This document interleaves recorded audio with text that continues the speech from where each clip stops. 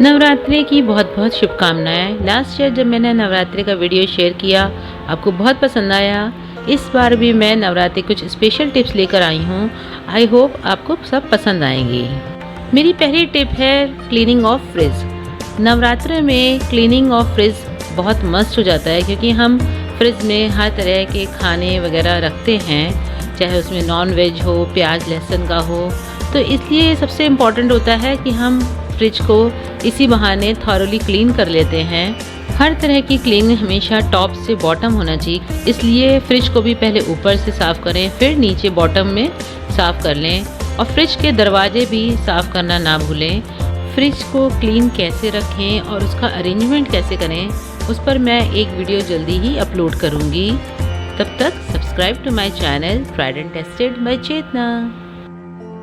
Fridge cleaning के बाद आप बिना किसी हिच के व्रत के लिए दूध, दही एक्सेट्रा उसमें रख सकते हैं। बट अगर आपके पास समय नहीं है तो आप इस तरह की बास्केट में मार्कर से मार्क करके आप उसमें अपना सारा दूध, दही वगैरह रख सकते हैं। और उसको फ्रिज में अगर आप स्टोर करेंगे तो सबको पता होगा कि ये व्रत का है, तो यूज़ करना भी आसान होगा और टाइम भी बचाएगा।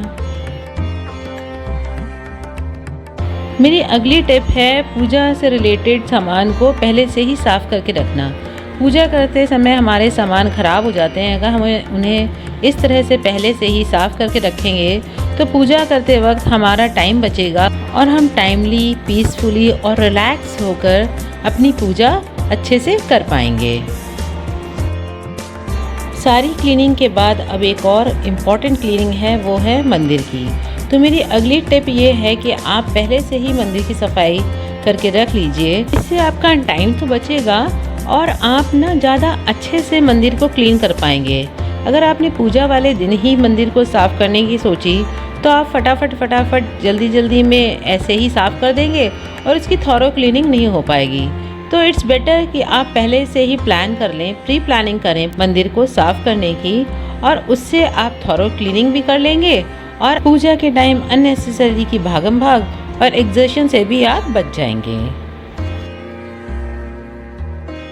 तो फ्रेंड्स, मेरी नेक्स्ट टिप है माता की चुनरी बनाने से रिलेटेड। मैं हमेशा पहले रेडीमेड लाती थी, पर इस बार मैं ये कपड़ा लेकर आई और गोटा लेकर आई, क्योंकि बाहर की चुनरी बहुत स्टिफ होती हैं, वो सॉफ्ट नहीं होती। इसलिए मैं माता के लिए स्पेशली ऐसा सॉफ्ट कपड़ा लेकर आई। भाई, जब हमें सॉफ्ट और कंफर्टेबल कपड़े चाहिए तो हमारी माता रानी को भी तो चाहिए। तो इसलिए फिर मैंने सोचा चलो अपने हाथ से ही माता की चुनरी इस साल बनाती हूँ। तो मैंने जितना रिक्वायर्ड था उतना कट कर लिया। फिर उसके बाद उसके जो एंड्स थे, उसके जो सारे सिरे थे, उनको अंदर की तरफ फोल्ड करके स्टिच कर दिया। स्टिच करने से फ़ायदा ये होगा कि अब उसमें से कोई रेशे नहीं निकलेंगे। ये रेशमी कपड़ा है, इसमें से रेशे निकलेंगे। अब इनमें से कोई रेशे बाहर नहीं निकलेंगे। सारे एंड्स मैंने बंद कर दिए इस तरह से। चारों तरफ फोल्ड करने के बाद अब गोटा लगाने की बारी थी, जिसके लिए पहले थोड़ा सा गोटे को अंदर की तरफ फोल्ड कर लें और उसके बाद ऊपर से गोटा लगाना शुरू करें। उससे गोटा जो होता है वो थोड़ा लॉक हो जाता है। अब उसके बाद पूरा हैंड वर्क चलेगा, हाथों से ही सारी सिलाई करनी है और चारों तरफ हम ये गोटा लगा लेंगे माता की चुनरी में। एक चीज़ का ध्यान रखिएगा, यहाँ पे कॉर्नर पे आने पर इस तरह से ओवरलैप करके गोटे को सिलना है, जिससे कि ये जो कॉर्नर है बहुत नीट दिखेगा। अब सारा गोटा लगाने के बाद माता की चुनरी इज़ रेडी। बट अभी मुझे थोड़ा सा और इसमें लगाने का लग रहा था, तो ये जो मेरे पास थोड़ा सा और गोटा बचा, इसको मैंने इस तरह से लगाना है। बीच में इस तरह से ट्रायंगल दूँगी। अब इसमें सिलने के बाद कुछ चुनरी का लुक कुछ इस तरह से आएगा और जब मैं माता रानी को पहनाऊंगी तो वो इस तरह से मुझे ज़्यादा अच्छी लग रही है। फिर मैंने दूसरा स्टाइल भी ट्राई किया, बट वो मुझे इतना जमा नहीं। प्लीज़ कमेंट करके ज़रूर बताइएगा कि कौन सा स्टाइल ज़्यादा अच्छा है, ये वाला या ये वाला। मुझे तो ये बहुत अच्छा लगा, बट आप लोग भी बताइएगा कौन सा ज़्यादा अच्छा है। मेरी टिप नंबर 5 है माता रानी के आसन से रिलेटेड। मैं जो आसन इस्तेमाल करती थी उसमें अगरबत्ती वगैरह गिरने से उसमें छेद हो गए थे, तो मैं ये नया कपड़ा लेकर आई माता रानी के आसन के लिए। बाज़ार में वैसे बने बनाए आसन मिलते हैं, बट वो इकोनॉमिक भी नहीं होते और ड्यूरेबल भी नहीं होते।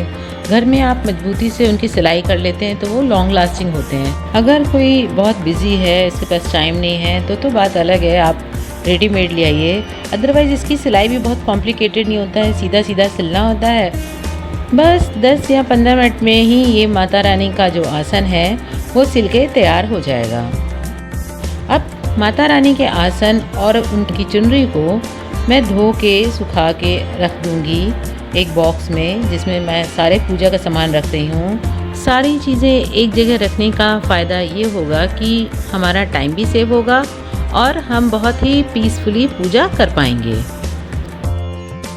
मेरी नेक्स्ट टिप है पूजा के सामान से रिलेटेड। जो भी माता रानी को मुझे श्रृंगार का सामान चढ़ाना है, चुनरी वगैरह, वो सब मैं इस बॉक्स में रखूँगी। बाकी जो धूप, दीप, कपूर, लौंग वगैरह है वो अलग बास्केट में रखे हैं। ये सिर्फ माता रानी का श्रृंगार का बॉक्स है। और ये इत्र है गुलाब का, वो भी माता रानी को लगाया जाता है। चूड़ियाँ हैं, बिंदी, मतलब सारा श्रृंगार का सामान जो मैंने पिछले साल भी बताया था आपको, इस बॉक्स में सब पैक करके मैं मंदिर में रख दूँगी। My last but not the least important tip is related to व्रत आइटम्स। अगर आप इस तरह से सारे व्रत में यूज़ होने वाले चीज़ों को एक बास्केट में करके रखते हैं तो आपका बहुत टाइम बचता है। ये है समा के चावल, जिसका मैंने आपको व्रत डोसा बनाना सिखाया था।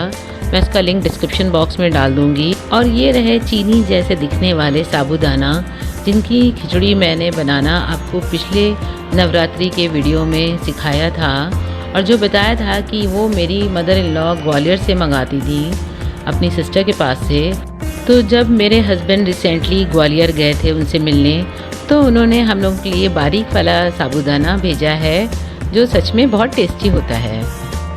व्रत के और सामान के साथ मैं इसमें चाय की पत्ती, चाय तो चाहिए ही, तो चाय की पत्ती भी अलग रखती हैं। और ये है चीनी। चीनी को अगर आपको साफ दिखाई दे तो इसमें मैंने इलायची, साफ़ इलायची मिला के पीस ली कि जब भी अब चाय बनेगी तो वो इलायची वाली ही बनेगी। तो इसमें इलायची भी है, इसमें पिसी हुई, और ये चीनी मेरी व्रत की ही है क्योंकि मैं वीक में एक दिन ऑलमोस्ट व्रत रखती ही हूँ। तो इस तरह से बास्केट बनाने से आपको एक ही जगह सारी चीज़ें व्यवस्थित मिल जाती हैं। और ये रहा घी, जो व्रत में इस्तेमाल करना है वो भी अलग रखना है, इसे भी मुझे स्टील के बॉक्स में पैक करना है। इसके अलावा इन बास्केट में मैंने ये साबूदाना के पापड़ रेडीमेड जो मिलते हैं फ्राई करने वाले, वो रखे हुए हैं। और एक बॉक्स में मैंने ज़ीरा भी अलग निकाल के रखा हुआ है। इस तरह की व्रत बास्केट अरेंज करने से आपका किचन का काम आसान हो जाता है। थोड़े दिन पहले ही मेरी सबसे बड़ी सिस्टर इन लॉ अर्चना दीदी ने मुझे ये 4 देसी गुलाब के गमले भिजवाए हैं। तो होपफुली मुझे पूरी नवरात्रे गुलाब मिलते रहेंगे माता रानी पर चढ़ाने के लिए। और हाँ, नवरात्रे से रिलेटेड कोई भी स्पेशल आइडियाज़ हों तो ज़रूर शेयर करिएगा। नवरात्रे प्रारंभ होते ही हम हिंदुओं का नव वर्ष भी शुरू हो जाता है। तो आप सबको हिंदू नव वर्ष की भी ढेर सारी शुभकामनाएं। जय माता की। Keep watching, keep subscribing, bye.